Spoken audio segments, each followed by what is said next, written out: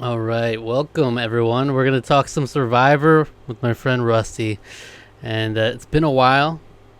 The last video we did together on Survivor was we were trying to start getting to this thing where we're gonna like do a video after the premiere, and then we did one the Survivor 44 premiere, and then we haven't done a video since. So we're gonna do some catching up on Survivor in the new era, the state of Survivor as a whole. Maybe talk about some Survivor 50, and just catch up on Survivor in general.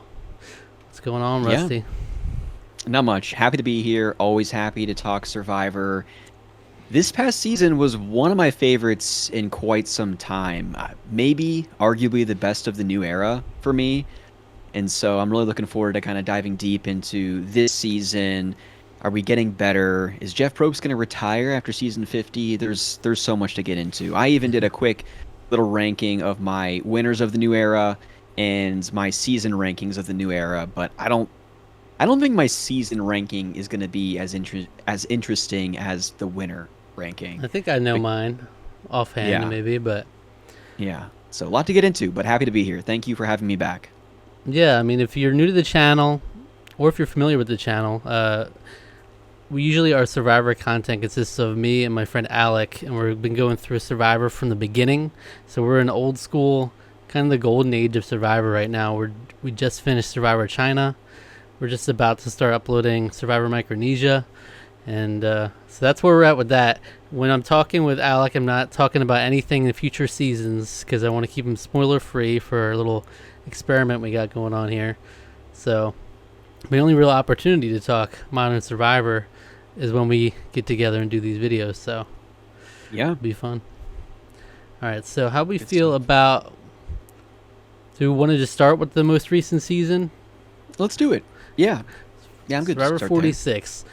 All right, so I remember early on in the season, Gosh. people were way down on the season. It was like the Banu show, right? Oh, it was so bad. The pre-merge. It was rough. It's almost like the disparity between the highs and the lows of the season is so great.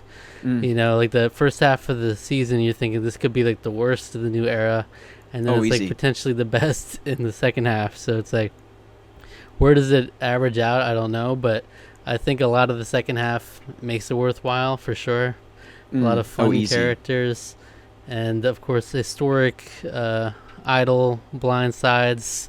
It was like 4 people in a row with that voted out with idols. Yeah, It's crazy. yeah. It really was. I mean, I remember when Lauren and I, my wife, we were watching those earlier episodes, and we were just swearing and like, what is this? This is You were horrible. I swearing. couldn't. Yeah, like we were You were just so belligerent. frustrated.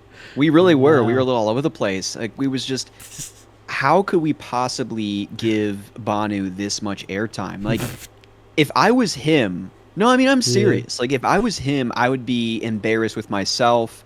I would be ashamed that CBS and the producers put that much of a spotlight on how difficult the game was and how challenging it was for him to play the game. I mean, he really was not capable of dealing with just the social dynamics of the gameplay. Mm.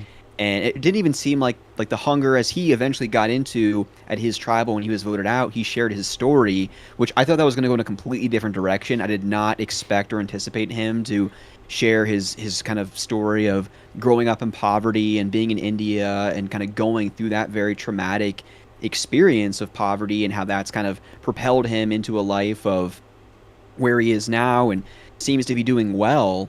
But other than that, I mean, when he was just getting on his knees and begging them to like not vote him out and crying, it was just I couldn't believe how much we put an emphasis on that in the earlier episodes. It was shocking.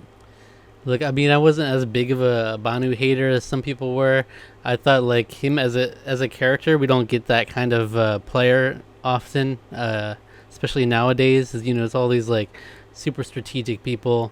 They're super fans, and Banu is apparently a super fan, but he's like very different than the kind of people you're used to seeing. So Well, and I that's like that aspect of it, but then of course, yeah. you know, putting so much into him, and for this whole story of like he was saved by Randon. You know, he like prayed to God, and then God struck Randon down for him.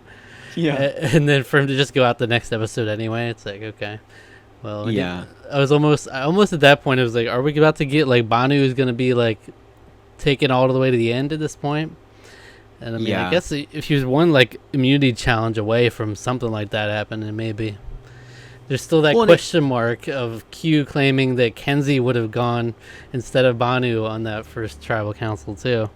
For sure. Well, there's two things I want to go into there. So just before we hit record, we were talking about the butterfly effect of Survivor and how one potential situation in a game dramatically changes the events that come after. And so if Randon doesn't leave and they go to that tribal council and potentially Kenzie leaves, Kenzie, as we know, is the winner.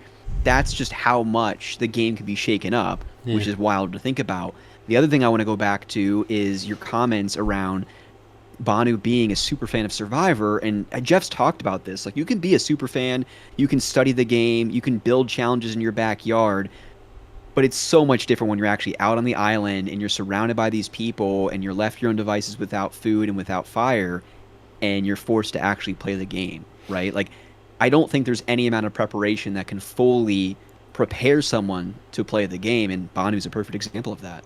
Yeah, that's true. I mean, there was even like Brandon in Survivor 45, you know, how he struggled with the ladder and everything.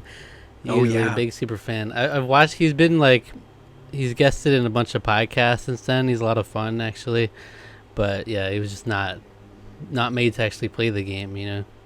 Yeah, for sure. Yeah, so after Banu, though, is almost like a very much needed turning point for the season.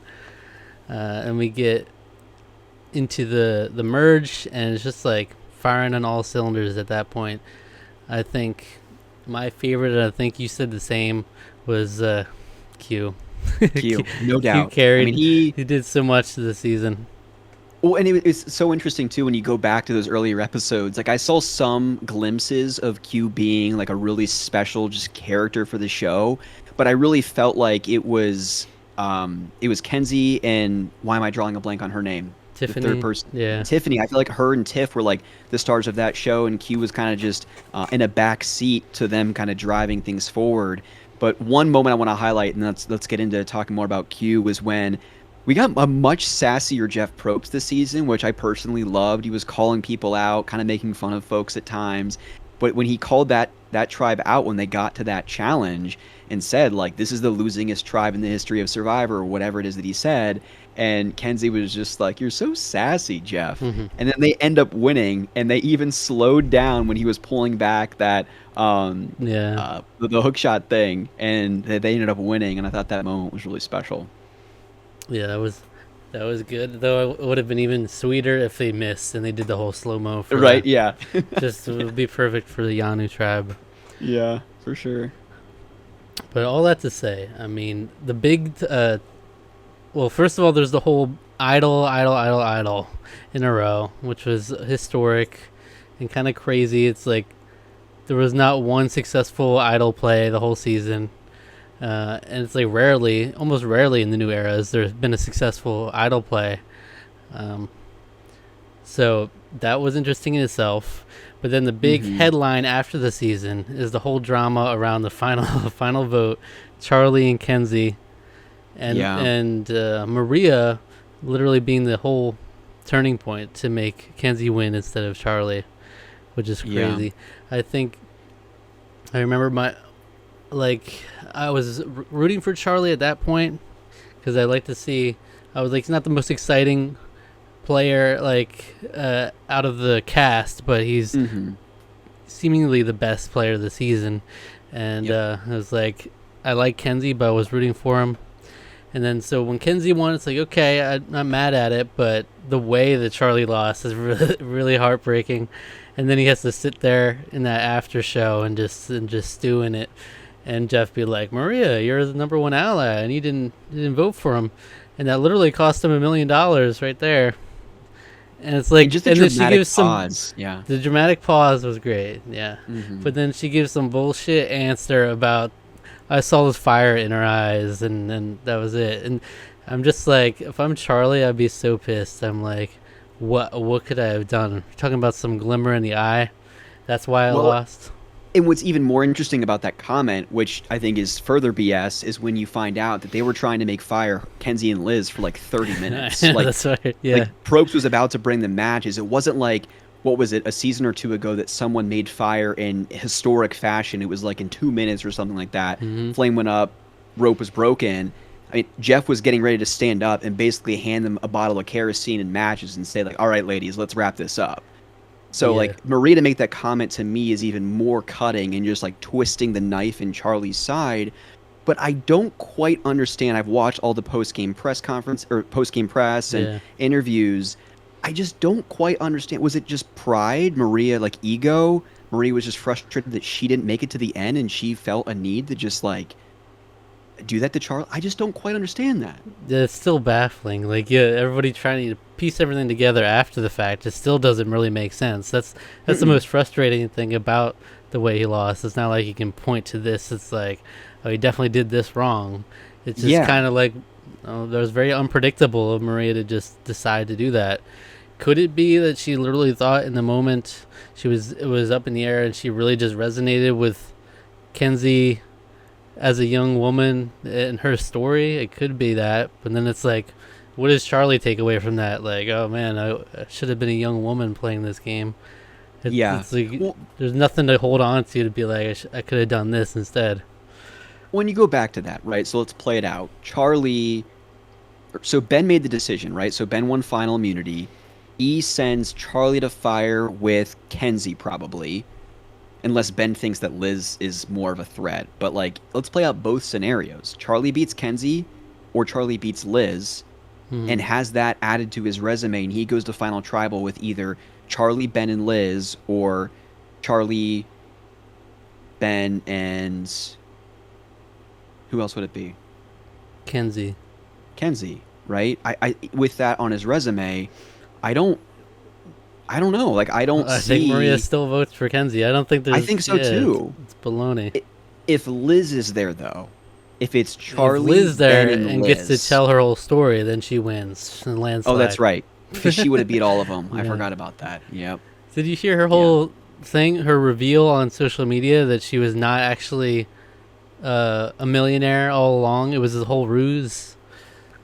If she has that pitch at Final Tribal, I think people would have just been more like, "Oh, it's okay, Liz. Like, we'll get you a burger here soon. Like, you just relax. Like, you are delusional, right? Like, Would've oh been no, a- guys. Like, this was the Yeah. point of this. Right? Like, what are you talking about, Liz? I don't think there would have been the payoff, but it would have been nice to see at least, because we've never seen someone actually do that. Just lie about being rich and then come out and be like, surprise.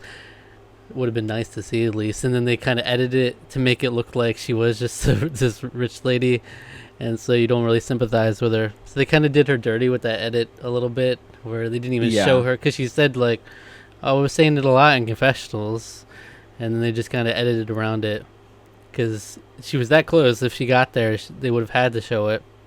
But Mhm. yeah, the whole fire making thing, they did them a lot of favors with how they edited that, because they were not so kind to Becky and Sundra in Cook Islands. Mhm. Like, I almost wish they would have done that, but it's probably because we got our winner out of it. They didn't want to show our winner struggling in fire, I guess. I don't know. But Yeah, it's Would've kind been of fun. bizarre, but I don't know.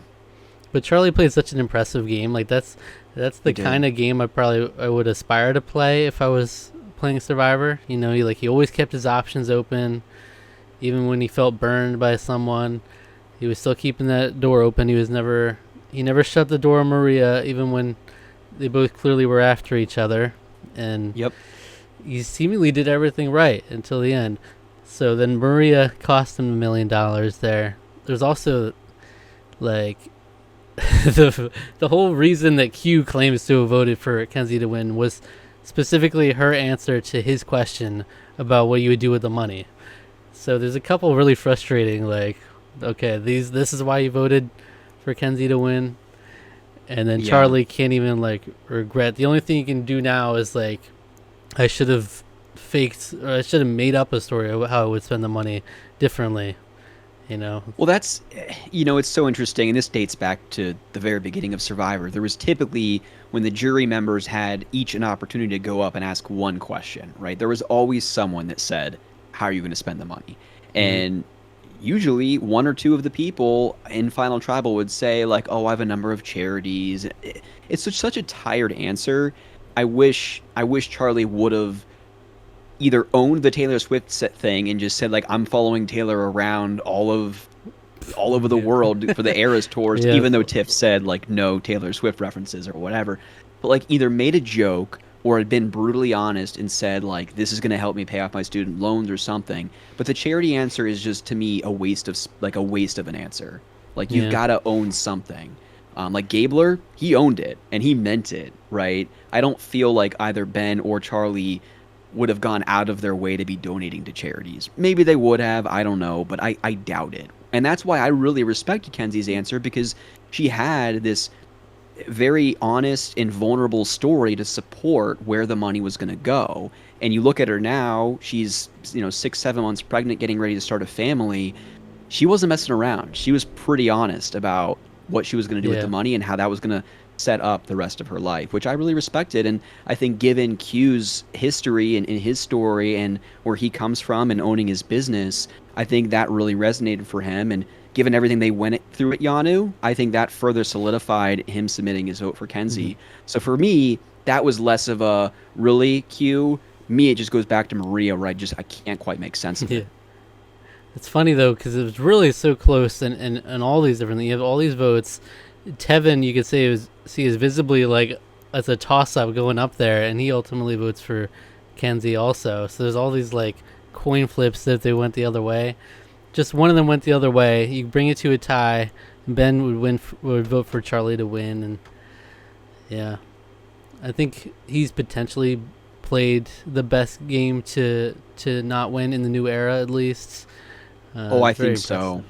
I think so. Yeah, I mean, I'm looking at some of the winners now. I mean, even Austin I really liked. I think he was strategically and socially nowhere near what Charlie was Yeah. as a second place guy. Athletically and for the number of individual wins, it was probably relatively close. But yeah, Charlie, I feel like he was a triple threat. Strategically, socially, and like athletically, he did really well in challenges. He had it all. And to your point earlier, like, if I ever played the game Survivor, I'd want to model my game somewhat like his. He's well Hmm. liked by just about everyone, never really rubbed anyone the wrong way, and like you said, always kept his options open, and that's huge. But if someone asks you how you're gonna spend the money, they don't want to hear you're going to law school, I guess, either. That was No. another thing. It's not exactly, if you're really gonna vote on that reason, no one really wants to vote for the person who's going to law school. It's like, I Yeah. think you'll be fine. You're generally fine if you're going to law school. I don't know, but you gotta just make up a whole backstory that's fake. Mm-hmm. That would Yeah. be. I want to see. I want to see someone. I've always wanted to see someone could just completely lie in the final tribal. Like I've got 3 children back at home. I've been struggling, and then it turns out no, I have no children. I'm rich, and I didn't need the money. So it Yeah. would be Well, good. that's like, going back to when Tony won and he swore on his dad or his mom or his grandmother, whoever it was, and Mhm. Trish like put him on the spot. And I mean, that's just historic. Tribal Council and her speech and just drilling him with the question and said, like, do you regret it? And he's like, no, I would have done it. I want to win. And she voted for him, you Mhm. know?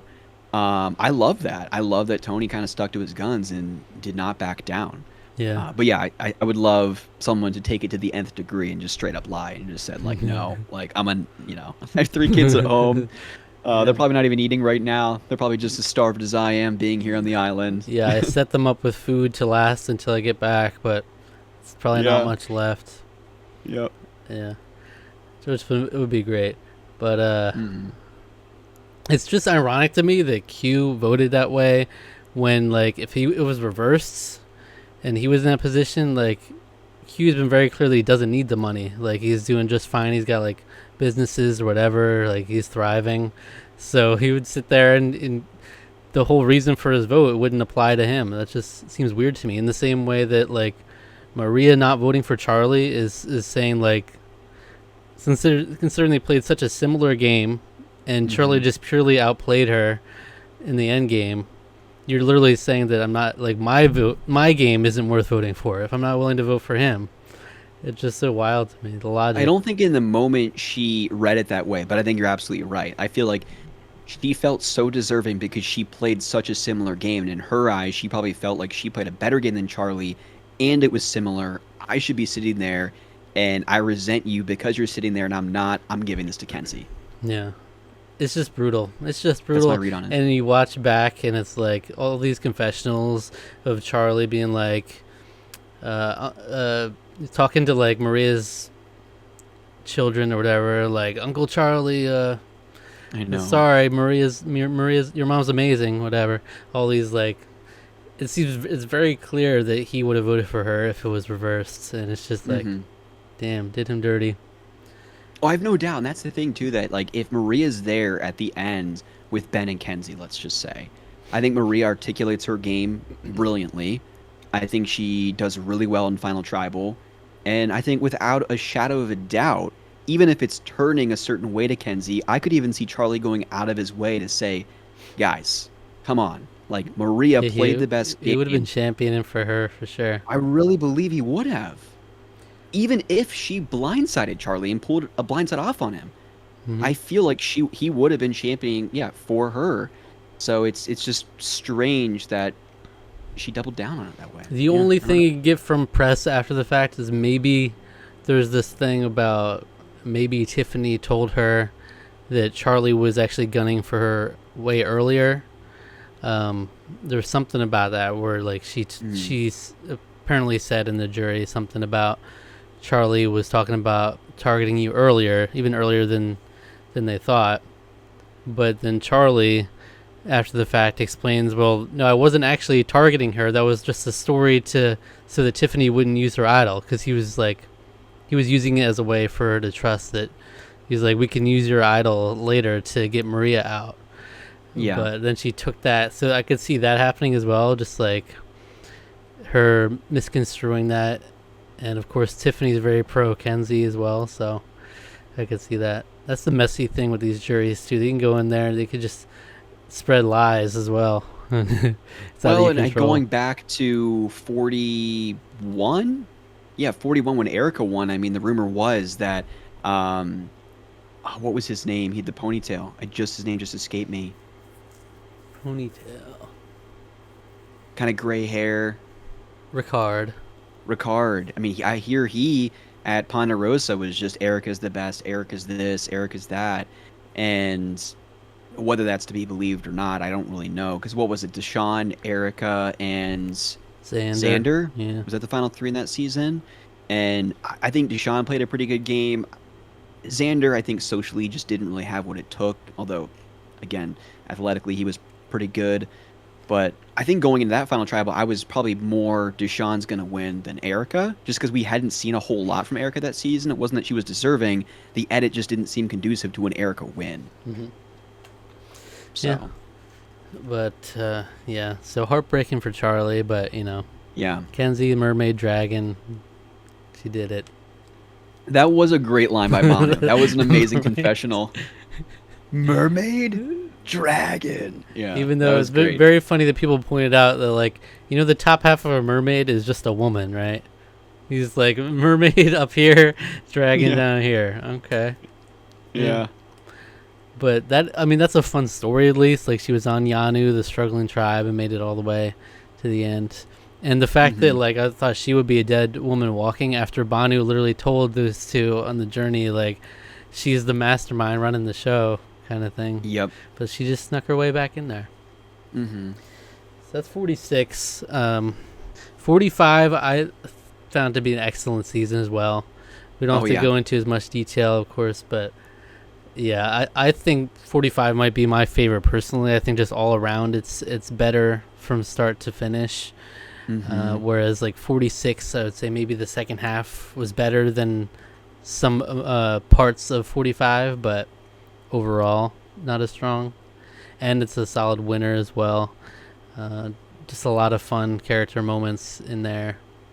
And shout out to Drew. He won in Jeopardy last night, and he's playing again tonight. That's crazy. And he like beat the person who just won 15 times in a row.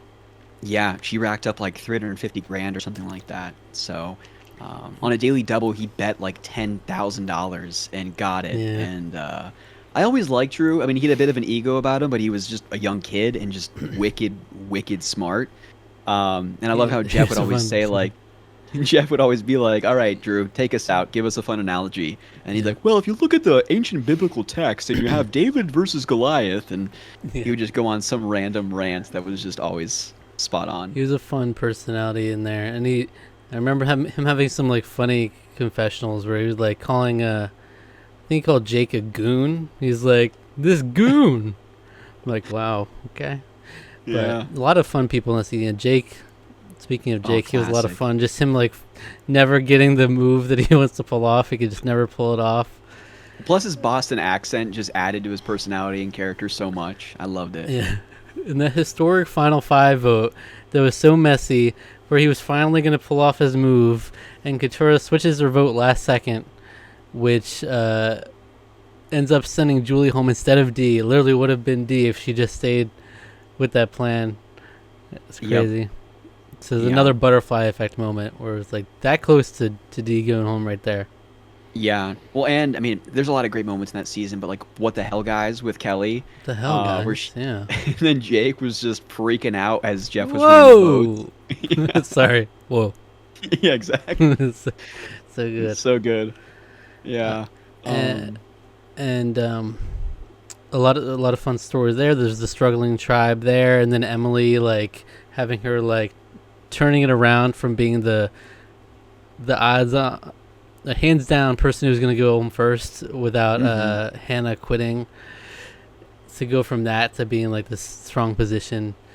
and Well, she getting really, I think they compared her to Chaos Cast based on her like personality test or something like that, and that really checks out. Where earlier on, people hated Cass, and like people grew to love her over the course of maybe the second season that she played. second And season, yeah. I feel like earlier season Emily, I was like, oh my gosh, get this girl out of here. But then the Yeah. auction, I feel like is what did it into me, when she like got the wine and like the lasagna or whatever it was, and she started like dancing and everything. And Jeff is like, who is this person right now? She really just came around, and you love to see when someone you really see growth in a person. You know, beyond just winning the season or getting to final three. They have a better understanding of their character flaws, and they don't allow that to be a reason to, I don't know, they use it as motivation to get better, I guess is probably the best way to put it. And she did. Yeah, and then we had the successful shot in the dark play too with Caleb. That was Caleb, yeah, which I wish we would have gotten more of him, and not to go back to 46, but I really wish we would have gotten more of Tevin. He was such a great narrator of events and storyteller, and I wish we would have gotten more of him the same way we would have gotten more of Caleb. yeah. And then 44 I think is one of my least favorite, honestly, of the new era. Really? I don't like I like the Tika 3, and that whole story was fun, but I think it's one of the weaker of the new era for me. And I think like 45 and 46 are like head and shoulders above that one. And I mean, I think it also helped that they were the 90-minute episodes for those two seasons as well. Yep. But Jam Jam's a fun winner. Carolyn's a fun character. But to be honest, the cast overall I felt was like on the weaker side of the new era for me personally. What'd you Yeah. think? Yeah, I would tend to agree. I'm somewhat nostalgic isn't the right word, because the season ended last spring. But my wife and I were in Japan when the season finale aired, and so we were watching it in our hotel room in Japan. So that's just really memorable for me. Yeah. I think it's a historic, iconic opening to a season that we'll probably never see something like that again, with Carolyn just like, what do you need me to say? Like, what should I say here? And you hear the producer, they break the fourth wall. Like, just introduce yourself. Why are you here to play the game of Survivor? I thought that was interesting. I think Carolyn really rubbed people the wrong way, but I personally just really love to see her just unapologetically be herself. And I think it also, she got brought up, I think, this at Final Tribal for 46, where it was just like, do you think Carolyn kind of laid the groundwork for other people to feel more comfortable in their own skin, which I feel like that's probably the case. And the one person in that trio that I didn't really like was Carson. I think he just really got kind of an ego about him towards the end, and thought he was just hot, like kind of like Liz a little bit. Like if I got to the end, I would have just swooped. I would have beaten all Though of I think y'all. he And it's actually like, might have though. you think From it so? seemed I like don't know. he was likely the winner. He was the biggest threat of the three. And I think he played great, but some of the stuff after the season is kind of what rubs me the wrong way about him. He had this whole controversy with like the 3D puzzles. printing, right? Did you hear about that where he like spoke with someone who did these puzzles and then Yeah. basically ghosted them and stole their like how they do their business. Yeah, that Very- was pretty messed up. Not a good look.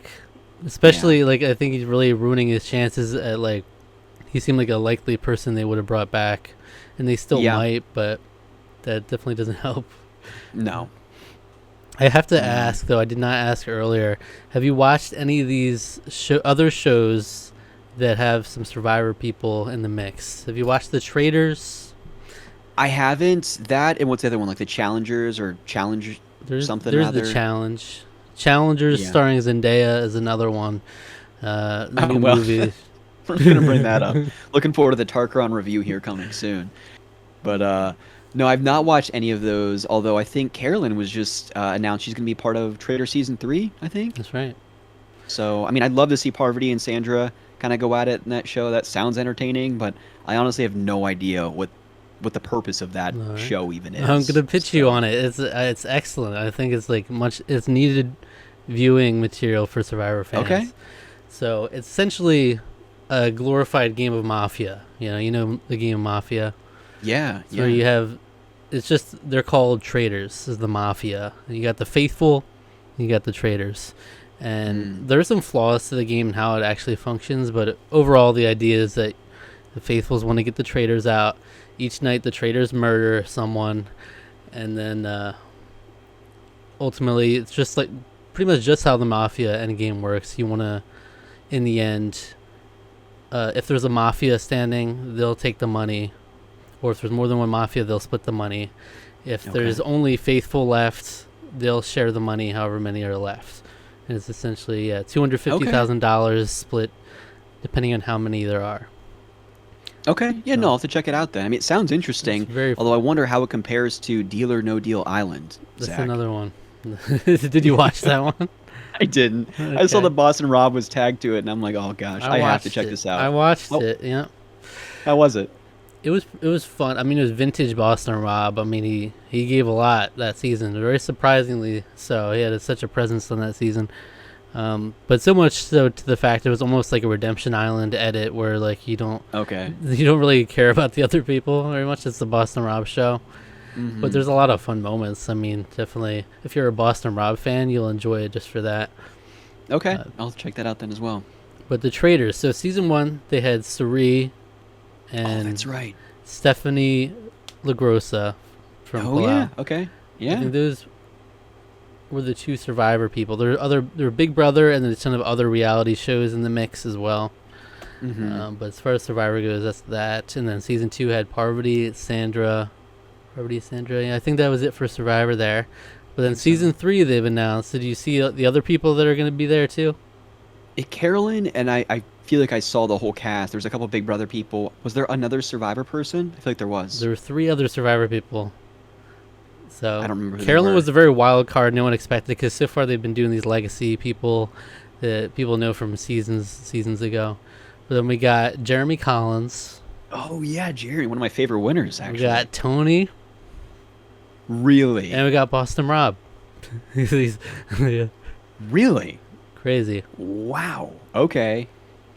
So, That's really interesting. Well, I wonder, I mean, scheduling obviously wouldn't, but if they have real world jobs, like I have to believe Tony's going to be and I know we're going to get to this here in a little bit. I have to believe Tony's going to be asked back for season 50. I'd be shocked if he wasn't. yeah. Carolyn, I feel like, is also a shoe-in for the new era. So, I mean, Jeremy and who was the other one you said? Rob. I don't think Boston Rob or Amber. I don't know. We can get into 50 casting here a little bit. I would be surprised if Boston Rob came back for 50, but you never know. Yeah. But it was very surprising to see him on there. He was rumored to be in like the last season, and then last second they were like, no, he's not going to be on. But this season, because we just saw him on Deal or No Deal Island, and it's like only a couple months later, He's on the Traitors. He's out here. He's got there's so many Boston Rob seasons of reality television out there now. He's playing poker. He's doing home improvement things. Yeah. Survivor. He's got to just be be Amazing rolling. Race once upon a time. Yeah. Yeah, I mean, him and Amber are going to be doing just fine, paying for their daughter's college here in the next several years. I feel like, oh my gosh.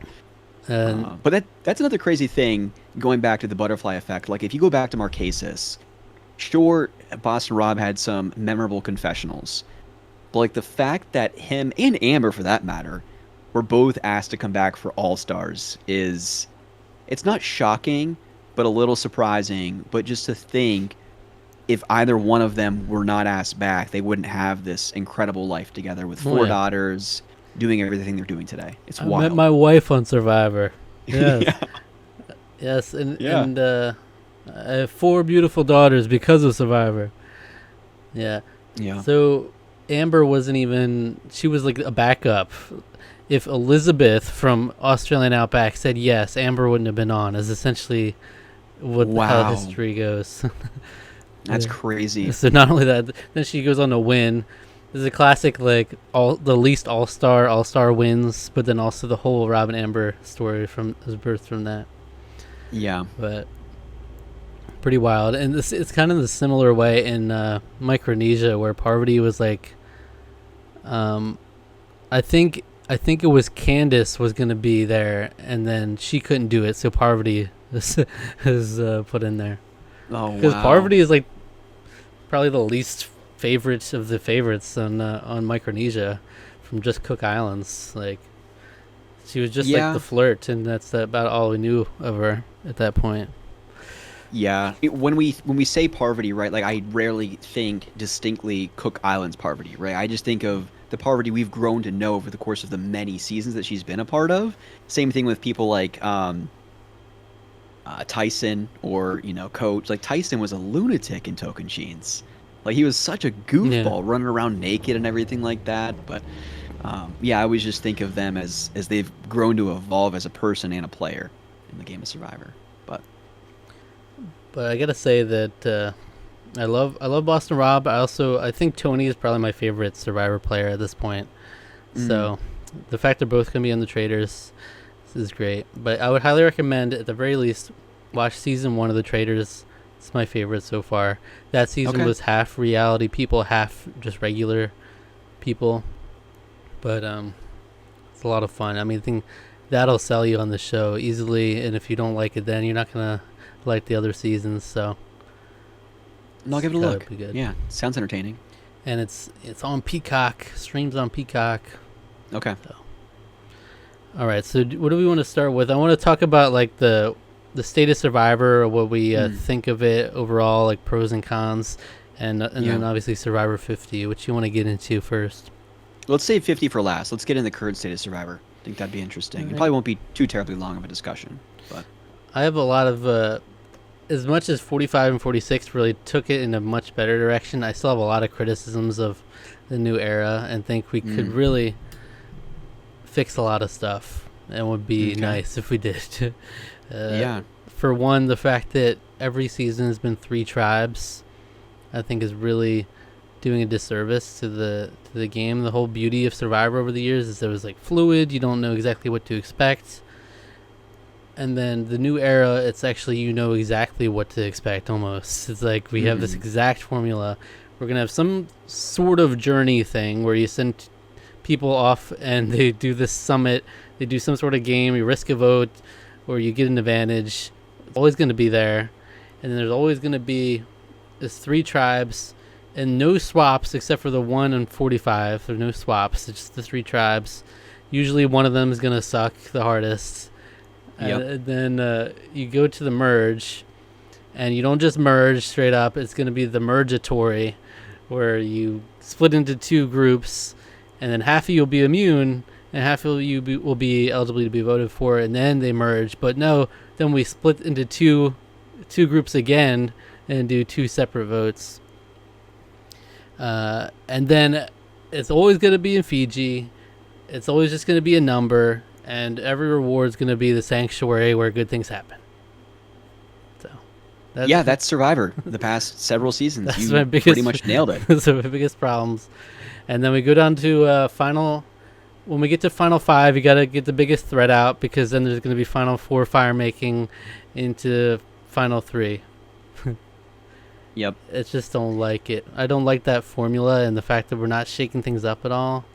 Mm-hmm. It sucks. I think genuinely Survivor is much better as a two tribe period. Yeah. Two tribes. But if anything, I feel like it could be like every now and then do three tribes. Every now and then swap into three tribes or something. But Yeah, I would tend to agree with a lot of that. And I think just maybe sticking on the three tribe aspect here quickly, more often than not, especially the past couple seasons, those first three episodes, there's always one tribe where I couldn't tell you a single person's name. Just because there's so much emphasis on one or two tribes that are either going head to head in the challenges, or one tribe like Yanu that continues to go to tribal council every single time. They don't have their Flint, and the microscope is on them. So that part, I think, splitting the two tribes would be good, and just having more unpredictability with the game, because I'm so tired of the journeys. They've gotten away a little bit of the prisoner dilemma stuff. They've added some more. I don't even want to call them unique, but they've mixed up what happens when you go on these journeys. So okay, I'm okay with that. I don't think we're ever getting away from Fiji. I would be shocked if I they know. ever leave Fiji again. I just will think never it's way. stop criticizing it though. I know. I know. I just, yeah, I just don't see it ever happening, them going somewhere else. I think they've added so much financially to Fiji. I think Ponderosa and tribe places where they have challenges, I feel like they just probably have so much stock in the land and where things are at and where they're going to stage certain challenges that they're never going to get away from Fiji. So that part doesn't irk me so much. There's one thing you haven't mentioned yet that I really would love to talk about, and that's reading the votes on the island and then also having the reunion right then and there. Yeah. I think for 41, that was one, shocking, and two, really exciting in the moment. And then for 42 and 43, it became less exciting. And then more and more, and especially these past 2 or 3 seasons, it's been like, we've got to stop this. This is too much. Like, I feel so bad for Deshaun. I feel so bad for Cassidy and Owen having to sit there, and Gabler takes the win, and he's donating everything to charity. And then more recently with Charlie having to sit there with his tail between his legs and hear why Maria didn't vote for him. Yeah. If you fast forward 5 to 6 months and Jeff Probst jumps out of a plane or comes in with a jet ski with the votes, it's so much better mentally for these players to have that time off, especially for that final three. So where are you at with final tribal and the reading of the votes on the islands? I mean, I agree. Generally, it was like it's pretty feels almost unethical that we're sitting there. These people don't even give them a break. I know some people have said like even give us like a couple hours maybe. Yes. Nothing. He's like, no, dismantle, set up the set. Here comes the pizza. And they're, Jesus Christ, I just lost because Maria didn't see the fire in my eyes. Like, even if they literally voted and then had a big freaking rager party at Ponderosa, everyone, Yeah. and then the next day they bring him in for the votes and everyone has a chance to shower or get a good night's sleep, I think even that would be fine. It's just that it happens all at once is just overwhelming for anyone. Yeah, I'll say Charlie handled that with a lot more grace than I think anyone would have. Oh, yeah. And then certainly I would have. I probably would have just been like, fuck you, Maria. I would have, and I feel like that would have been deserved too.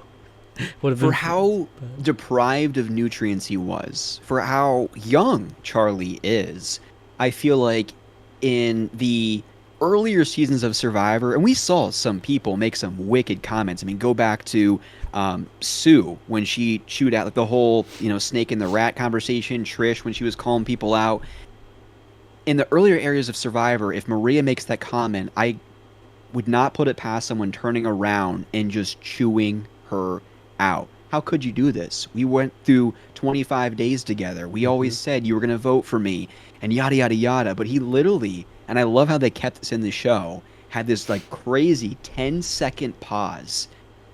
And then he's like, and then he proceeds to say what he says. And I couldn't believe it, how well composed he was. Yeah. how it didn't sound like he was bullshitting us. It sounded pretty real and honest, but you heard it in his voice that he was still devastated. And it's like he already could see the online discourse. He was like, "No, Yeah. the winner deserves to win. They got the votes." But I already know you're pissed because I'm kind of pissed too that I deserve to win, but she deserves it. Yeah, I would have been like, yeah, Maria. I think she just couldn't handle it. She was genuinely outplayed. I just outplayed her that hard, and I agree. yeah, I would Yep. have I would have like laid into her fully, but Yep. obviously these are very different kinds of players. Charlie's like maybe the only person there who wouldn't have said something or been pissed about it. Can you imagine if Maria and Venus were like as tight as Charlie and Yeah. Maria were, and like Venus is sitting in final three, Mhm. the kind of stuff that she would have turned around and said to Maria. Oh my gosh, that'd be wild. And would have lived for it still. But Yeah. yeah, so there's a lot of elements to the reunion and after show thing. In terms of, it's also interesting to look back. People were very critical of the reunions in these more recent seasons as well. When they were live reunions, they were still critical of them because like they'd never used the time well, especially towards the end. It ended up being like talk about stupid things, or there would be some sponsor thing. Like have Kevin Hart come out on stage or something. They would bring a child from the audience. Like they would go to the audience and be like, "Who do you predict is gonna win?" And then they open the envelope. All these different things. Well, China's a great example. The kind of stuff that Jeff was saying to the contestants, the stuff he said to Eric and Courtney was freaking wild. That's true. That's true, but that's the least entertaining. But the more, even the later seasons where people were more critical of that. The after show, the beauty of that is you can get a genuine reaction from the winner, whereas like usually these live reunions, like they already kind of know they're gonna win, so they might you still get a lot of great reactions over reunions, but it's not like authentic, raw in the moment. That's the only main thing I think you can take away from the after show, because you kind of also deprive them of being able to see the show and then talk about how things are perceived like outside of the show afterwards. They're only in their bubble. So in that way, I think it's kind of production's way of taking away like a little bit of their voice after the fact, so where they can't come on and be like, I just got screwed in this edit. They completely misconstrued this or that. But so I think they might like to stifle that a little bit secretly as a reason. But you also miss out on like all the online drama. Like there's so much drama after the season between like Venus and a bunch of people that you could have brought them all together and would have been spicy. Yeah. But, well, it's like Dawn and Brenda back in the day, right? With the whole teeth situation, and then them being able to kind of go back to that situation in the reunion and say, like, have you guys made amends? What's going on? And of course, Brenda was pregnant and not even there because, and that was such a goofy thing because Dawn was like, yeah, no, Jeff, I think I apologize. And Jeff's like, no, Dawn, look at the camera. You're talking to Brenda, not me. Apologize. But yeah, it would have been great so much... to see after the fact, like Charlie and Maria, what's going on. Exactly. Yeah, we don't get that. So yeah, there's some minor pros from doing the after show right afterwards, but I think ultimately a reunion style would be better. Well, and one thing that not so much related to the game itself, but having the Ponderosa videos, the fact that we don't have those again really sucks. Yeah. And I mean, rumor has it, I think it was like Jonathan's season, there was like people at Ponderosa mouthing off to each other, potentially racist comments made or something like that. I don't really know all the details or any of the details, but that's what I heard, and now they just scrap that entirely. I mean, I feel like that is such a missed opportunity for CBS to not find a way to either interject Ponderosa related things into the episode or have something after the season where it's like one additional episode with Ponderosa moments. Something. I feel like that is such a fascinating element of the game because I feel like on Ponderosa is where votes for the final tribal are potentially made and solidified, right? Final tribal, they often Game's say, still is kind of being just played, yeah. They often say final tribal is almost more of a formality because people have already come to conclusions of who they're going to vote for by the time they walk into tribal. And so I feel like Ponderosa, again, such a missed opportunity there. Yeah, for sure. I mean, one thing I did appreciate about 46 was that seemingly a lot of the votes were more up in the air going into it. People were a lot more, I'd say, open-minded. I don't know if Maria was open-minded, but there's they raised their hand like, how many of you changed your votes in Final Tribal? And there was a bunch of them. It was like 4 or 5 of them. Yeah. Both like ones that went in Charlie's favor and Kenzie's favor were changed. So that was interesting. You don't usually get that. I think especially if people are being honest with themselves. You kind of go in like, how can I justify voting for the person I'm already going to go vote for? Exactly. Yeah. And I was critical of Final Tribal Councils in the past several seasons because I much more like the old way of each person gets their one question in one moment. They did definitely make it better this season, where everybody still did get a question, but they mixed it with the open discourse sort of format as well. And it wasn't we didn't go into, now we're going to the outwit portion. Yeah, okay, I didn't think so. Yeah. That was really constrictive as well. Yeah, I didn't like that at all. So they definitely improved on that. Like, they each got their own distinct question. It's not like as dramatic, like stand up and address the jury, but yeah, because whenever you think of iconic Final Tribal moments, you think of the ones where they stand up, they just lay into them. Have this Penner has this whole monologue in Philippines and all these iconic speeches. They're so good. I do miss that element of the game so much, but yeah, I don't know if we're ever going to go back to that. I would be surprised. If we do, I think it would be 50, just given the types of personalities that we present there. But otherwise, I think we're going to continue with this more open discussion format. But I'll settle for this compromise on that, where they at least let everybody have a question. Because in seasons past, it's like, really, if you're not that talkative, we're not going to hear from you very much. It's just like certain people kind of take control of the discussion. Yep. But sure. I will say another thing that's probably not going anywhere that I'll continue to be critical every time is the Final Four fire making. I still think it's dumb. And I just keep, every time I look back at these old seasons, I'm like, man, whenever they just let it play out, it lends to so much more drama. These Final Four votes or Final 3 votes, if it comes down to a Final 2, like there's so much drama there, and some like iconic moments that are formed from like how will they vote to who will they bring into the end with them, and you miss out on that. And not only that, but now you have this whole formula to where everybody knows you got to get out the biggest threat at Final 5, Final 6, and it's just like whatever happens in the Final 4, it's whatever. That was my big frustration with Survivor 44, is you have this 3-person alliance that literally never has to turn on itself, and you get no drama out of it because they all made it to the Final 4 to the point where you can't do any more votes.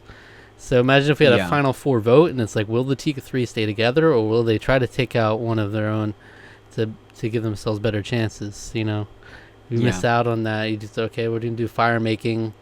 And then you have this stupid, like, people say, oh, I voted for them because they did the fire, and, like, it's just dumb. Yeah. So I wish they would take it away. But it's been so many seasons now. Crazy. Yeah. Again, that's another thing I'd be shocked if they removed. I mean, I think we're about as unlikely as them removing that as we are going away from Fiji. Like, it just doesn't seem like it's... Yeah. Yeah. But I think just the biggest problem to me was, like, when they did Survivor 41 and Jeff was like, we're not going to do themes anymore because you know how like sporting events, you don't give a name for the season. It's just this year, the next year. And I was like, okay, I get that actually. I'm kind of here for that. But then now we're 6 seasons later, and I see the biggest problem with that is that they're going to blend together, not only because they're missing a name, but because they're so samey. They are. Yeah. Like, if it was like Survivor China, Survivor Micronesia, all these seasons, if they were just numbers, I think you would have an easier time remembering them because they have like the iconic like different set pieces. They're thematically vastly different. There's different locations. They don't do the same twists every time. So to make it the new era and then it's almost always the same, especially the first few seasons. It was like, we're going to have this silly phrase. We're going to have these crazy the beware advantages. It all blends together when you have no name to distinguish it. Yeah. It's kind of rough because I don't know if we'll ever go back fully or not, or if it'll just be numbers from here on out. Either way, it's awkward. Like, imagine we go to 50 and then we start going back to names. So then you just have this chunk of Survivor that's like 41 through 49. And then that's it's why like...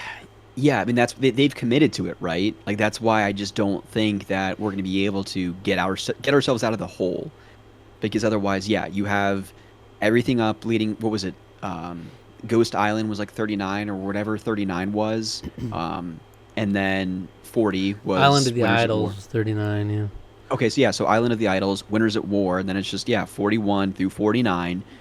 50 has to have a name. Like there has to be some type of subtitle there Right. for 50. But it's probably going to be Survivor 50 : this thing, right?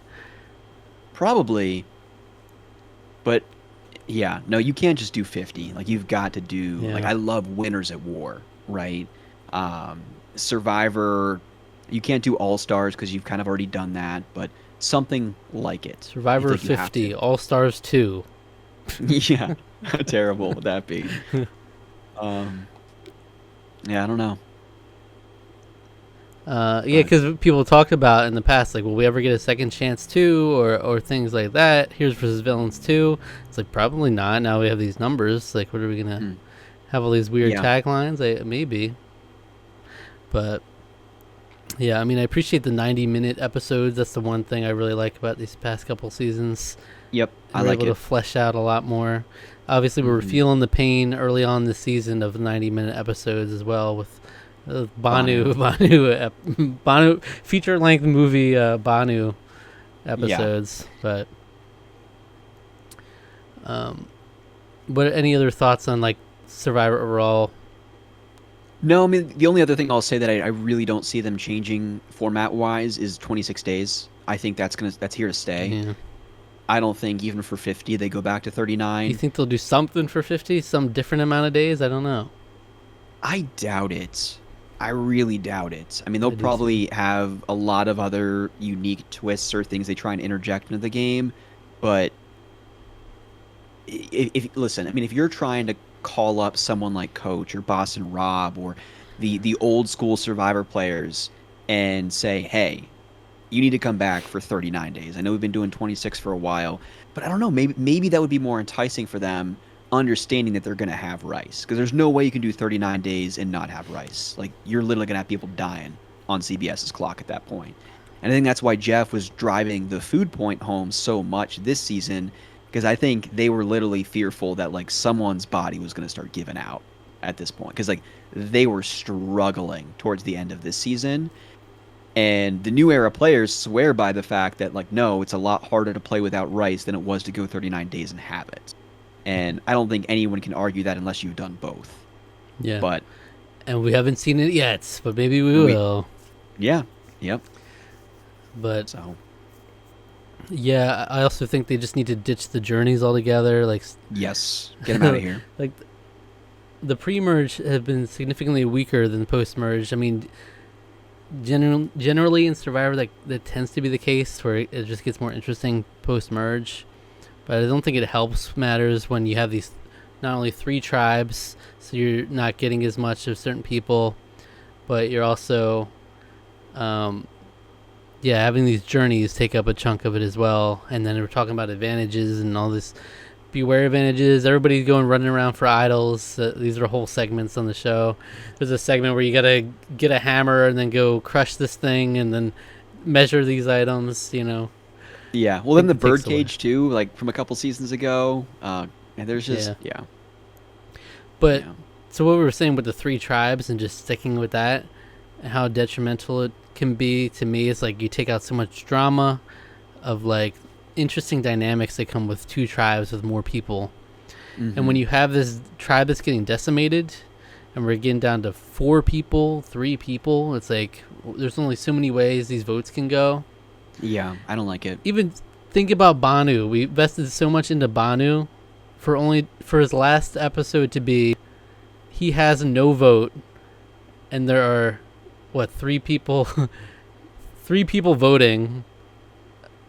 So his hopes of staying were like there was no hope. It was like he's obviously going, Yeah. and didn't help that he also lost a vote. You're losing votes with like only 4 or 3 people in a tribe. Like, it's Yet crazy. we still dedicated like 50 minutes of an episode to just him running around camp crying, getting on the ground and begging to Liz and not Liz, Tiff, sorry. And yeah, it just makes for uninteresting TV. Like at the very end of the season when you have 4 people and the dynamics of that, that's interesting. But yeah, when you have these 2 other tribes that we're getting no airtime for because they're not going to tribal, it's these 4 that are going to tribal. It's unless you go back to seasons of the past where you have like Brains, Brawn, Beauty, right, and you have the dynamic of that particular type of personality together. That's when it's maybe interesting.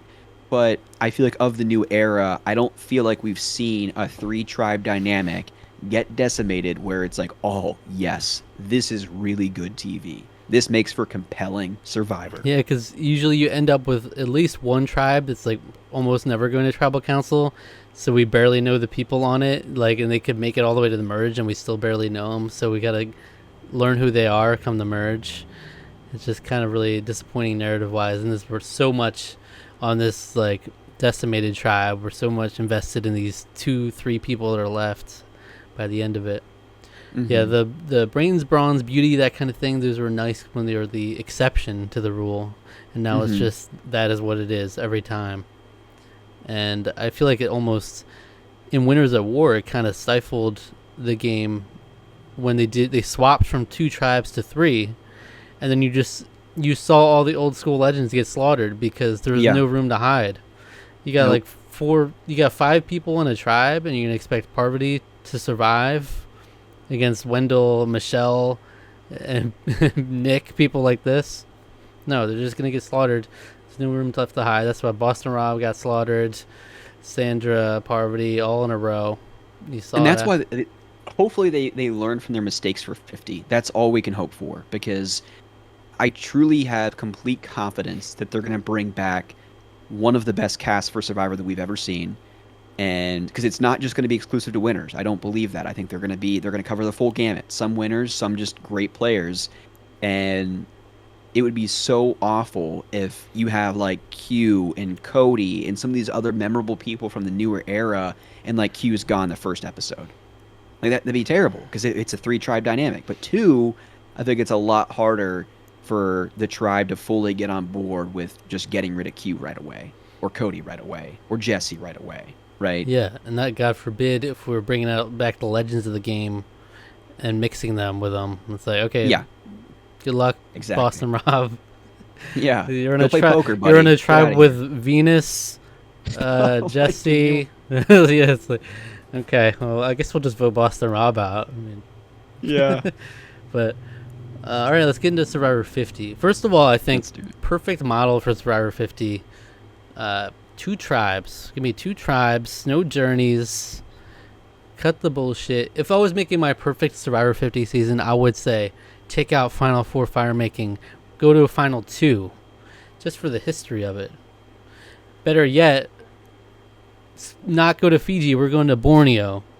Hell Give me yeah. something like that. Like, they'll never do it because they're playing it so safe. But I'm just saying something like that would really, I feel like it would breathe so much life into the game to be like, for the 50th season Survivor, we're going back to Borneo, where it all started, and we're bringing back these crazy big names.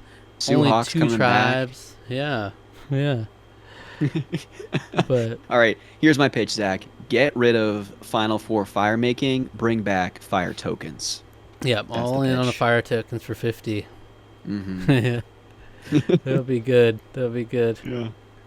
Mm. It's ironic because like I remember him saying, you remember I don't know if we probably talked about it back in the day, but you remember Jeff's initial idea going into 41 that he ended up scrapping? Well, I heard that he wanted to have like an entire currency economy. Like he wanted to be able to make sure that like everyone had currency in the game, right? Which I think is stupid. Like it doesn't make a whole lot of sense to me. Well, there was that, and then he was like, I want to have an island you go to, and when you go there, there's Rick Devens, and he's like the shop owner, and you go there and you spend your tokens to buy different advantages. Like, Straight up, you show up and it's like the Resident Evil 4 merchant. Like, what do you buy? exactly. Like, That's what how Devin's. that's what he was given. And Get the heck out of here, Propes. but then he said that Mike White told him. He talked to Mike White, and Mike White was like, "Is it fun though?"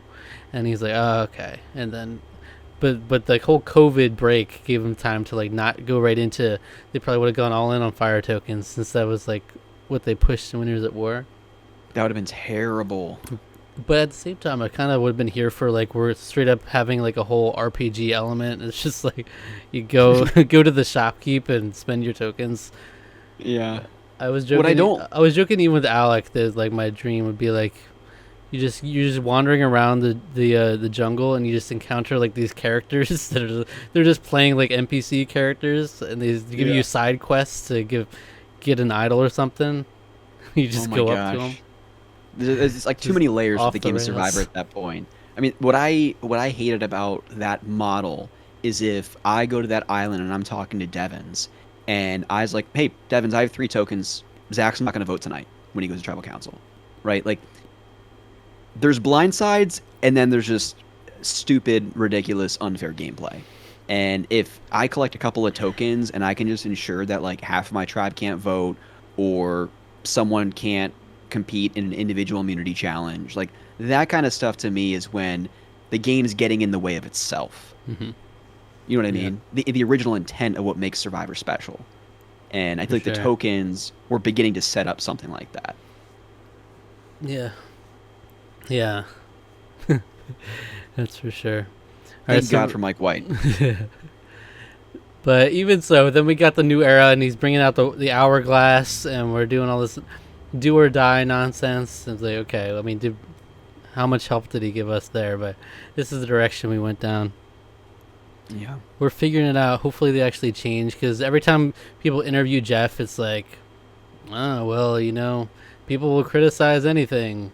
You know, I still like 26 days. I still like fire making, whatever. And it's always like the exact opposite of what the fans want.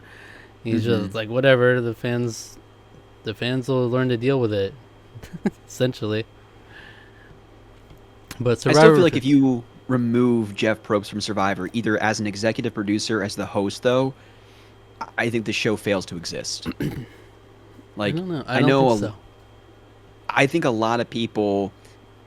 Who are you going to get to replace? Okay, so maybe as an executive producer, he has no stock in how the game changes or evolves. Who is replacing Jeff Probst as a host? Who is stepping into his seat at Tribal Council and leading those conversations in the same way? I don't know, but the only thing that I see to counter that is that I haven't watched it yet, but Australian Survivor, people say is really good now. A lot of people who've seen both claim that it's actually better now, like than current Survivor. What they're doing, because they're over in Australian Survivor, they're still doing like themes and stuff. Like they did like champions versus contenders. They did a season that was like Titans versus Rebels, things like that. So Okay. they're still doing, and I guess, you know, the host must be decent enough for that to work. So I could see it. I don't know who they would pick, but my biggest thing is that I don't think Jeff has the best pulse on the show on what makes Survivor these days. I would agree with that. I was looking back on an interview that he did or it was an interview, and he did like a season ranking. He ranked the seasons way back when. It was like after season 9 or season 10 or something. And I remember him when he was talking about Pearl Islands. He was talking about, oh, this had the Outcast twist, which he was like, I didn't agree with it. Something like the producers wanted to do it, but I didn't really agree with it. And he was like, it goes against the whole the philosophy of the game, is that when you get your torch snuffed, you're gone from the game. So he was frustrated by the Outcast twist in Pearl Islands. But then we see seasons later, he's championing Edge of Extinction. I'm like, what happened? He was there. But, yeah. So, for Survivor 50, people are speculating, because all we got was he announced there will be returning players. And the only clarification we got is that it will not be exclusive to just New Era players. He did say Yep. that specifically, which I'm glad he said that because honestly, that would have been my instinct is what they would do. It would just be Mhm. new era people. But from there, we have no idea. Will it be just recent people? My first instinct was it'll just be people from like the last returning season on, like game changers on. That's kind of my thought too. I really don't think you're going back to like Vesepia's not coming back for Survivor 50. All right, I just don't see it happening. Well, they never will because they're cowards. They still won't, they just never want to bring Vesepia back. Yeah, I don't know what that's about. He was always hated on Marquesas ever since. Like even in his old ranking, he was saying, "Oh man, this season was what a snoozer." I'm like, okay, uh, but a lot of people are like, "Are we gonna get?" Because for the longest time, even before we heard that it was gonna be returning players, people were like, "Survivor 50 should be a big historic season, maybe like Legends." People have Well, I could see often talked Survivor about 50 Legends, not all star, just Legends.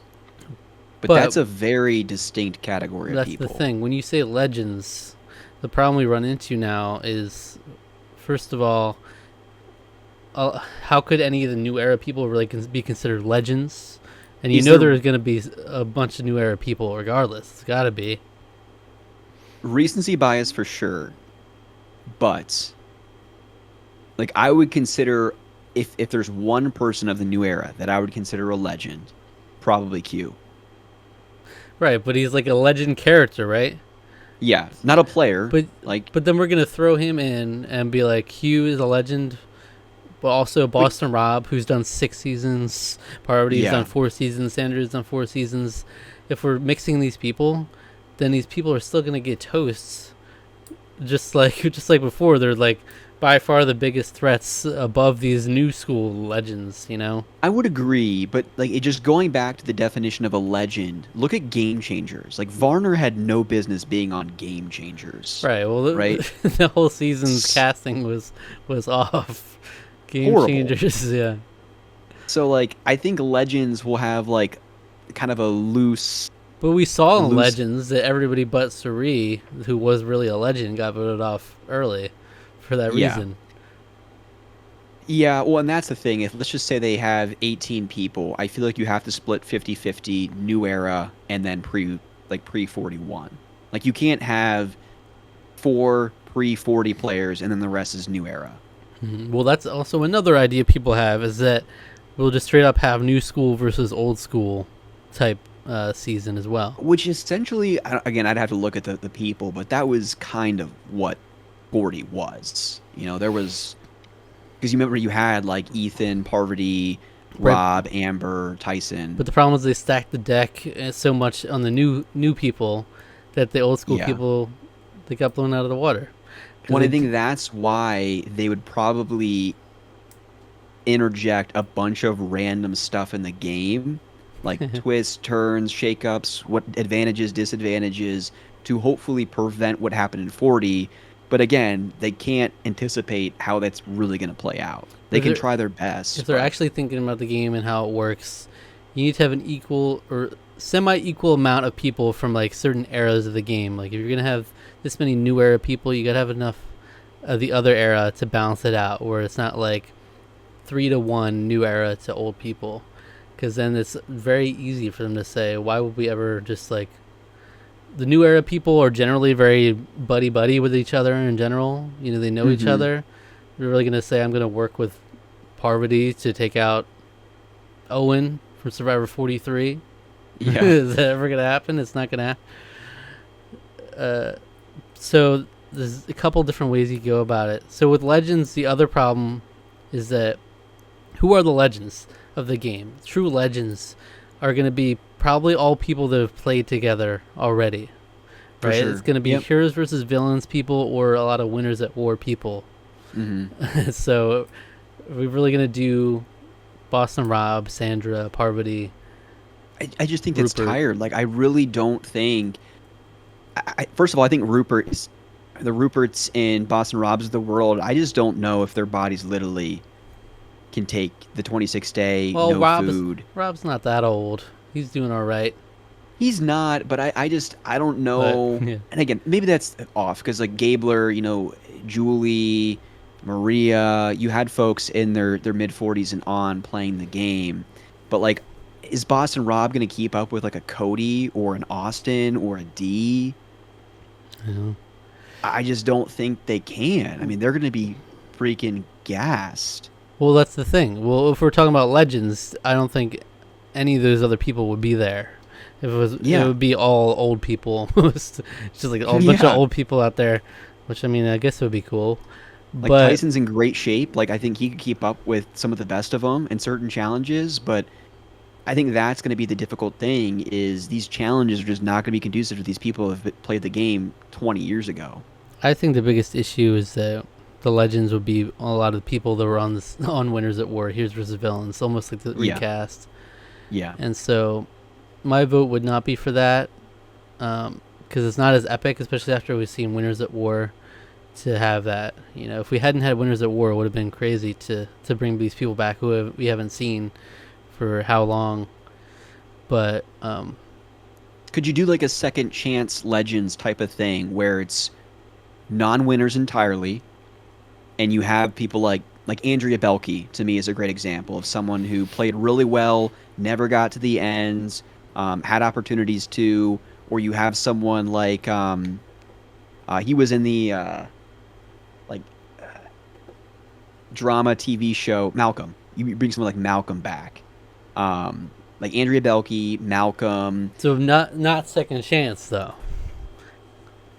I guess not technically second chance because Andrea's played 3 times, Malcolm's played at least twice, if not three Yeah. times. But I'm saying like non-winners, Best to never win. That something like that. that's something I would like to see. I Yeah, could even say second chance almost. Almost a second chance season would be good as well. People yeah, who've only played one time, period, and then it's not like these people are the clear above and beyond threats. This person's played 5 times while this person's played 1 time. yeah, So that if we had a second chance type, there's still a lot of great players that have only played 1 time, even from the new era. You got Q, you got Jesse, you got Charlie, you got Omer. You got Shan, Ricard, like those people could all come together with some people like Christian Ubicki, mm, Rick Devens. I could see that. That could be a solid theme to even the playing field at least, yeah. somewhat. I agree. Yeah, I really don't see who you and I would consider legends coming back. I really just don't. I mean, Because it would just be a repeat of 40. We saw that 10 seasons ago. I just don't think. yeah, I don't know what they could do to make it different enough. And I feel like we had one of the best send offs for that era of players ever when all of their families came out to Fiji. And then when they were all kind of lined up, and Jeff was asking each of them, like, what does the game mean to you? Yeah. Like, what does it mean to leave the game? Like, they all had their moment. To me, it would be disingenuous to those players and the moments they shared to be bringing them back now. Probably a terrible analogy, but it's like when Tom Brady had the opportunity to retire after he won the Super Bowl with the Tampa Bay Buccaneers. He did retire and then he came back. It's like, no, like you had your moment. Like Yeah. don't come back. And I feel like for a lot of those favorite players of ours, again, it would be amazing for them to take the beach, do the champagne toast, and see folks like Boston Rob and Tyson and some of those favorites on the beach again. We've seen it, and to do it again just wouldn't make sense for me.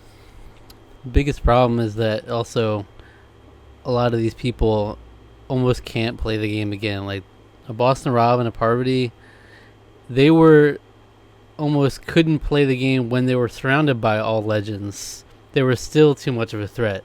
So I can't Mhm. see any cast that would be willing to actually work with them long term enough for them to be able to play the game in any sort of meaningful way. Whereas like, hopefully I might get to the merge, but then inevitably I'll get taken out. Like no one will let me get to the end. I'm Boston Rob. Well, and I feel like so much of camp life, like obviously in this new era, they aren't talking about how others have played in the past. It's just them getting to know each other and playing the game in the moment and staying in the moment. we saw a little bit of this in 40, and I feel like we would see it ad nauseum in 50 if folks like Suri and Rob and these others were there. Is all they would be talking about is he's a threat because this is how he played in the past, right? He's a threat because, and not just playing the game organically. Day one, you're Yeah. not supposed to be talking about he's a threat to win the game. It's like, let's build a shelter and figure out how we're going to Right. prepare for the next challenge. That's the problem with any returning season is you can never truly just play Survivor like it's your first time again. Yeah, Even it's if it true. was like all new era people, if it was all new era people, Jesse would have a very hard time. Yes. Like it's just how you play the game the first time. It's gonna really, like, if you've played so close to a winning game as possible, you set yourself up almost to like, okay, now I'm not really gonna have a chance the next time. Um, so it's tough, but yeah, in an ideal world, you want as even a playing field as possible. Hmm. And yeah, I actually kind of agree with this idea someone had. They were talking about it on one of the Rob Has a podcast, I think, where it would have been actually good if they did a new era All Stars on like a Survivor 47 or 48, and then give these players a second chance to like have more of a threat, almost more of a threat level to then if you want to bring them back after the fact into 50, there'd be more of like they just played one time going up against people who play multiple times. I feel like that would be cool, and then you wouldn't have to be as heavy on the new era either if you wanted to go back further in history. Yeah. Yeah, I mean that time clock is ticking though, because I mean 47 is definitely new players, right? So they'd Yeah. have to do it for 48, They're not going and to, but then it would have been no, they nice wouldn't. Yeah, for sure. Yeah, I completely agree. to see all these people come back on a more even playing field here, and then bring back like the especially special ones onto 50 along with older people. Yeah. But yeah, generally I think my theme I would go with is best to never win, quote unquote. And then Mm. you could, if you wanted to, bring back someone like Suri. Like there's because very few of those legends have never won.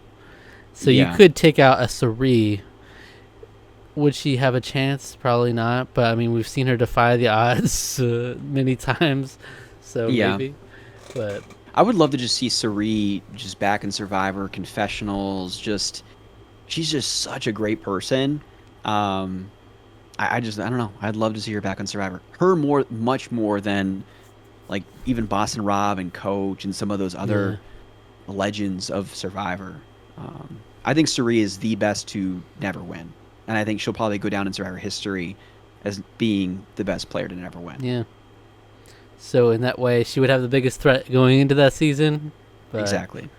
there's nothing you can do to avoid that with a returning season. I would just love to see that. I mean, I would bring someone like Rob Sesternino back for that Mm-hmm. He'd be fun. Yeah. because it's been so long for him. But he's got so many connections that it would almost be impossible for him to play the game either. But Yeah. yeah, I would, because that would be a way to merge a lot of seasons. Sari, Rob Sesternino, Coach. Uh, you could take a lot of old school people like that. You could say Ozzy because he was so close to winning a couple times, and then Mm-hmm. you could bring in new people. You could bring in Jesse, Charlie, all the new era people I said before, and I think they could all be more of an even playing field than if you had all these winners in there as well. Yeah, for sure. Well, I feel it'll probably be at least a year's time before we start hearing any real believable rumors of people being asked back. But once we have a solidified cast for 50, we'll have to come back and, do what Yeah. we did for like some of those earlier seasons and have kind of a lottery or a fantasy draft type of thing. I think that'd be a Dude, lot of fun. really go into the cast. See, because there's always every returning season. There's these weird oddball casting choices as well that like no Yeah. one was even on anyone's radar gets asked back. Well, who was the person that Philip didn't like? She was the first person voted out in her season, and then again when she came back for that fans versus favorites, also the first person voted Yeah. out. Francesca, Mm-hmm. right? Like bring back a Francesca, yeah, randomly. But someone made the point of like you can't have an entire season of Kelly Wentworths. You just can't do it, Hmm. right? So you're gonna have a Banu every once in a while. The same way for 50, there's gonna be Oh two to shoot! three. Like they're gonna Oh bring back shoot! Chet, probably. Banu's coming back for 50, baby. Yeah, He's Banu. there. Yep, Banu, It's Chet, and Produce Ryan. yeah, they're in there. They're the leaders of each of the three tribes to start. Yeah, exactly. Can you Wow, imagine? iconic. It's just Oh my those gosh. three, and then all like five-time players that are all like legends. Somehow, this is Yeah. the way for Banu to win the game. You just Hmm. take out all the legends. Well, I mean, the one thing that I'll bring up is there's no way that Survivor 50 isn't like $2 or $3 million prize for the win, Oh, there's a way. right? There's a way, right? There's no. Because There was winners at 2 million for war did 40. $2 million. This isn't going to be winners at war. I feel like it's going to be like a $3 million prize. All right. Cut it, clip it. I believe it. And it'll all go to Banu, It'll all go to along with Banu. 3 million hearts. That's right. The problem, okay, that's what I was gonna say. The problem with also like these legends, whether we'll see them again, the Boston Robs and Tonys and whatnot, it's how much self-control can production have to not ask these people, because if they know, like Tony in the past has said on like a Reddit AMA, he was like, they were like, would you play for a legend season? He was like, yeah, all right. So it's like, would they even care? It's like, if we can get Tony, do we just take Tony even if he doesn't Hmm. have a chance again? Like, because how many of these people, if you tell them it's a legend season, would they say yes? And they're just like, all right, well, we might as well get these people if we can. Yeah. It's possible they do that anyway, even if they're like people we've seen so many times. We'll see though. It's going to be wild. We'll see. We don't know. We have no idea what direction they're taking. If there's even a theme to it, or if it's just could just be random returning players and just Survivor 50. You Hmm. know, but could see like an old school versus new school era. I liked. I don't know if you've ever seen Peridium. He's like a Survivor YouTuber. He does a No. lot of Survivor videos. I think he was the one who said it would be cool if they did different eras, like so, select representatives from each of like the 10 seasons, like Oh, that would be evenly really cool. represented. Yeah. That would be cool to have to really have the full history of the show represented as well. That'd be the way to do it. It really would be. And especially if they still took the theme of never won or only played one time, right? Hmm. I mean, that gets almost like too restrictive with the players you're selecting. But even if they just do, yeah, like whatever the math would be, like 4 players from the first 10 seasons, 4 players from the next 10, so on and so forth. Yeah. The other thing is, if they do, they probably will ask these winners back. Like if they want to bring back, I'm sure they would want to bring back Marianne, Jam D, like these kinds of winners. They would probably want to bring it back if they could. I just don't know. So of the winners of the new era, I think Marianne, Jam, and D would be the only 3 people that would be asked back. Erica, I don't think so. Gabler, I don't think so. And Kenzie, maybe, but I don't think Kenzie would come back. Yeah, it's interesting. Pretty also did a video recently, um, where he cast a theoretical battle of the new era Survivor season, if it was all Mm. new era people, and he did have all the winners on there. And in like in this theoretical world, you would have one tribe with 6 winners, and then 6 in another tribe. That would be cool to see, just period. But Yeah. if we're doing the Survivor 50 thing, yeah, I don't know. But still, I never know when you mix in winners with like a couple winners. You could have an all-star situation where they have no chance, or you could have a heroes versus villains where we have 2 winners in the end. You know, you never Hmm. know. Yeah. So you did say you had a ranking. If we want to talk about that, what's your ranking of the winners and of the new era? So my ranking is, and this is literally like right before we recorded, so I didn't put a whole lot of thought into this, but we'll go bottom to top. So like my least favorite winner, and this isn't really a favorite. This is Player, partial favorite, gameplay but also how wise. they played, right? Okay. So Gabler at the bottom, then Erica, Marianne, Kenzie, Jam Jam, D. Yeah, I think that's probably my exact ranking. I would say maybe Kenzie one below. That's the only thing maybe, but Yeah, I could swap otherwise, because Marianne's final tribal was amazing. yeah. Um, But they're and very Kenzie, I think, had a strong. interchangeable. Yeah, for sure. But if you really want to be ticky tack about it, I could say like this freaking nonsense Maria vote that and Kenzie potentially going home that one time. I think maybe that could tip that in that favor. But yeah, I think D Jam Jam are the solid top two for sure. Yeah. And then the seasons. How do you rank the seasons? Seasons are almost in somewhat in order of like the way they release. So 41 at the bottom, then 42, then 43. 2 and 3 I could go back and forth a little Mhm. bit. Or really the top 3 I could go back and forth. But right now I have 45, 44, 46. But I'd probably swap, honestly, and have Jam Jam season, then D season, then Kenzie season at the top. 46. But I think Okay. you had 45 at the top. Yeah, I would. A lot of people really like 42. A lot of people don't like 43, though I kind of like it just for the shock factor of the end. How it just ended up in a whole mess. There's Yeah. left I remember with you were texting me during Final Tribal, and you and I both were like, is Gabler going to win this thing? Because he was making a good case for himself. Owen was not owning his game, and Cassidy couldn't really make enough points to justify her game. I still Even though I couldn't felt, imagine it though. When we started reading Gabler, I'm like, what the heck is going on here? yeah, He that really snuck was. up on us, the Gabler. He was hiding in plain sight all along. And people Yeah, were like that was. annoyed by the edit or whatever. It was like we didn't see Gabler coming, but I think that was to the it helped the season almost, you know. Yeah, Because if the narrative of the season is that Jesse is the one to beat, and then Gabler just randomly beats him in fire and wins, like I don't think we need to see Gabler throughout the season more. I think it actually is cooler when you have the surprise win, and it reflects the narrative of the season. But yeah, yeah, I would say actually 44 might be my least favorite, honestly. really. It might be a hot take. 44, 41, 42, 43, 46, 45 at the top. Mm. That's And what see, I feel like even 44 to a certain extent, like it just feels I feel so far removed from it, like watching it, hmm that I feel like I'd almost need to binge all of these back to back to really effectively rank them in a way that was meaningful. But but yeah.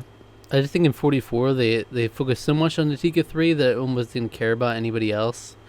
Well, I And was just about to say that. Like, I don't think I could tell you one other player from 44 outside of Marilyn, Carson, or Carolyn, Carson, and Jam Jam. yeah, and he had like Danny, who was Oh he yeah, did I like Danny. the Robert De Niro impression. Yeah, That was kind of goofy very when he was weird. getting his toward. Yeah, And there was all the shenanigans where like they did that split tribal, and Matt forgot his like shot in the dark. He couldn't even play it because he didn't have it in his bag. oh Yes. yeah. I did love Matt and Franny Yeah, from that season, but but yeah, 45, 46, or like I think it's a significant jump up to those two. for sure. And maybe it's the 90-minute episodes. Maybe it's just the fun casts. I remember early on in 46 feeling like I don't really care for this cast too much, but then they really came alive. Because like early on, Charlie's tribe and Ben's tribe was very boring to me. It's like they're just like dancing and doing Taylor Swift versus Metallica battles. Yeah, I'm exactly. like, what's going on here? And then the second half really helped. But Mhm. yeah, Q and All Timer. These people like Q, Carolyn, Jesse, you have to imagine they'll be in 50.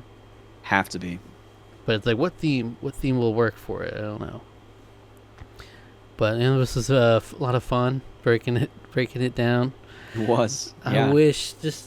I wish I could get in there and tell them some things, how they could change things. Like, you get any fan in there and they'll tell them things that could help a lot.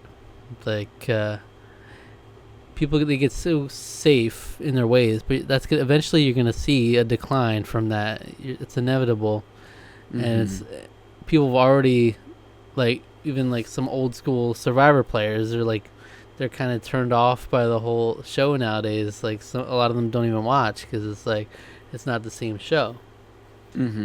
Just give us a bone here. I would love, especially if we're doing these 41, 42, 43, give us some more unique things. Just new locations. I think we really lost something special from having new locations each time. Like how distinctly different Guatemala is from China, is from Panama. We just lost it all. It's all just the same island. And all the new era people are talking about how like, oh, in 41, I'm on this tribe. From 46, I'm on their beach. You know, they know all the beaches and Yeah. Well, and you lose one of the things that I enjoyed quite a bit in those earlier years was the cultural aspect of it, right? Like China's a great example of that, where they got to go to the different temples and learn about the martial arts and eat the different food when they went on certain rewards. yeah. There was a historical aspect, but also the music they changed up to reflect where they were in the world, which was also really unique. And they just don't really have that anymore. Which, again, I don't really see us getting away from Fiji. But if we did for 50 or anything after, I think it'd be really great. And now don't even bother giving us rewards. We're just gonna go to the sanctuary every time. Where good things happen. We're not ever gonna take a helicopter trip anywhere. Yeah, We can't go anywhere. It's so lame. Like there's some crazy rewards in the past. I've never been a huge fan of reward challenges in general. It's like, oh, we're wasting time here just doing a reward challenge. But if you're gonna have them, like these more memorable ones, very cool. Even the corny, stupid ones that people remember, like in South Pacific that I just rewatched, where they went to watch Jack and Jill starring Adam Sandler. You know, you just don't get that now. Yeah. There's that kind of reward, and then there's you get a car, and then you can have a barbecue in the back of the pickup truck or whatever. Yeah, when Boston Rob drove ropes around, and he's like, "All right, Mariano." Yeah. There's that. There's just sitting on the Great Wall of China. Yeah. It's like we're so far from these things. It's just kind of sad. I've just always found it very weird to imagine like these legends of the game playing in the new era format. Yeah. Like I'm just imagining like Boston Rob's like, I'm gonna play my shot in the dark. I gotta. I'm not feeling good about this one. Yeah. And it's like, yeah, but like Parvati doesn't have a vote, and it's just a whole mess. I just can't imagine it. But all right, well, we'll see what comes from Survivor 50. I don't know how often we're gonna check in. It would be nice to check in more often to see how things change, because we're all looking to season 50, but that's because like we have no hope in 47 through 49 to be any different. So well, and they've already teased it, right? They've already teased 50, and all eyes would. People are much more interested in some of our favorite players coming back and having a historic season than they are. All right, let's go back to Fiji. Let's do the 3 tribes. Well, let's go. That's another thing with like the preview. Like, used to be able to get hyped for the next season, but now it's just like, okay, some people we don't know yet. Same island. Because they teased something where you try to understand what the theme was, right? When they had like a drop of blood go into water. Yeah, like, you would either have something like that, cool theme tease, or it would be like we're going to a wild new location that we've never seen before back in the day.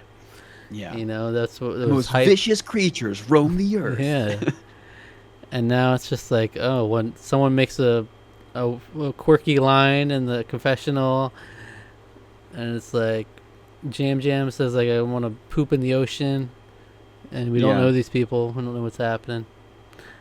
But it's like, okay, well, I guess we'll see. But hopefully we're in an upward trajectory here. Here's hoping. And we'll check back in sometime along the way. All right. So thanks for watching. If you enjoyed this video, subscribe to the channel for more.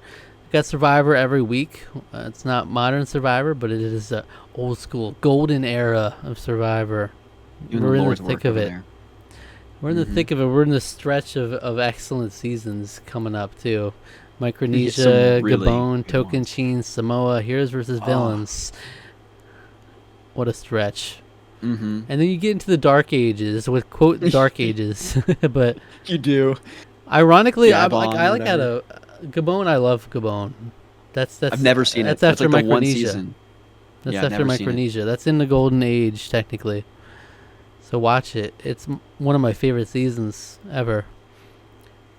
But really, Nicaragua is where they say the Dark Ages starts.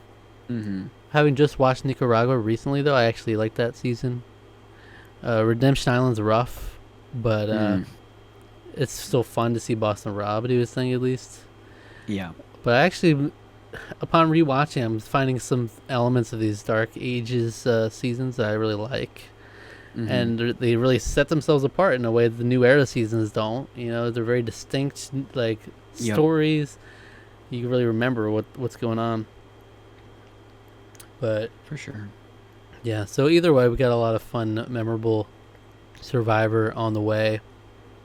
Micronesia, we just watched 9 episodes in person for our 5-year spectacular. So we've got those in the chamber coming out.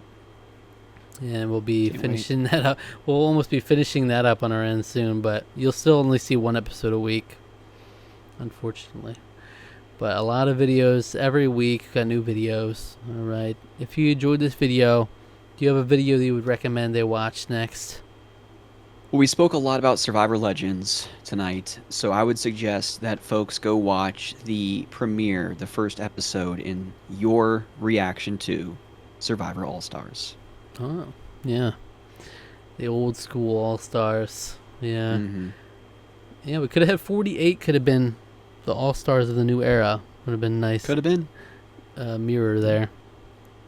Jelinski's a legend as well from this most recent season. He's definitely coming back Jelinski's a for 50. legend. Yeah. Yeah. He'll be there with Banu. The only 2 people from the season. Yeah. All right, check that out. And like the video if you enjoy. Leave a comment. If you do, we'll read it in the next episode of the Tarqaron podcast that we record. Click the link in the description for our social media and hit the notification bell to be notified whenever we upload. All right. And until next time, take care of yourself.